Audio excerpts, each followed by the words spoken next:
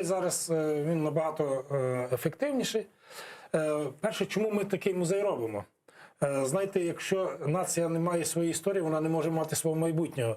Це не тільки слова Грушевського, це великі філософів слова.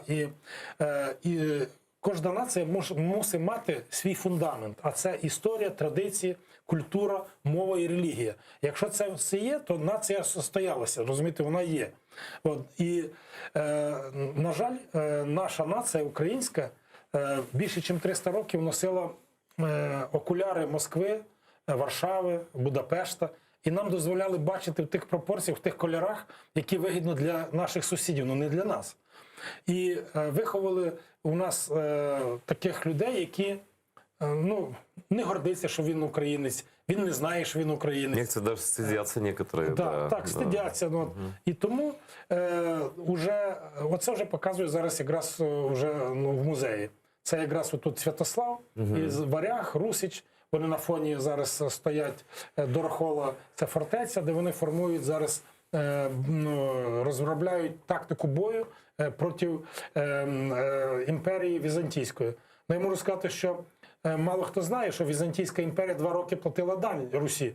Саме велика імперія того часу. Це після того, як Святослав взяв Царьград, да? Ні, він Царьград не брав, він тільки підійшов до нього. Підійшов. А вони... Тому дуже велика історія. Повісив щит, да? Передав. Так от, наша задача була нашої команди – це створити такий музей, щоб міг об'єднати всіх українців навколо своєї історії. А для нас українці – це не тільки які по крові, це політична нація, це всі національності, які проживають і будуть проживати на цих територіях, які признають історію загальну на цих територіях.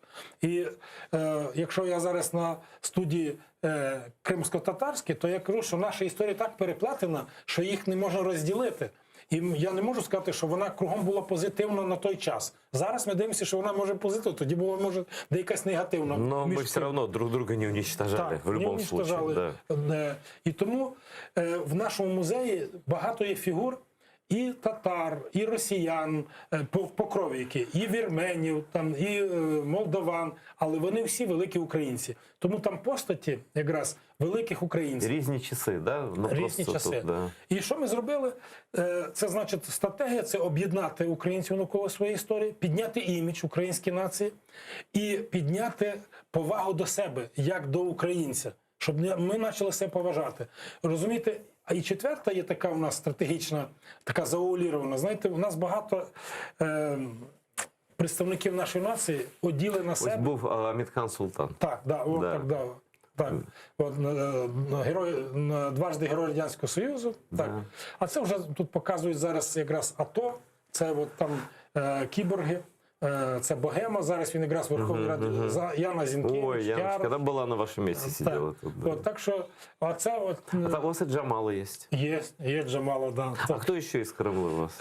У нас є хан Гірей, у нас є, навіть 2 їх там, потім є Ахмед хан,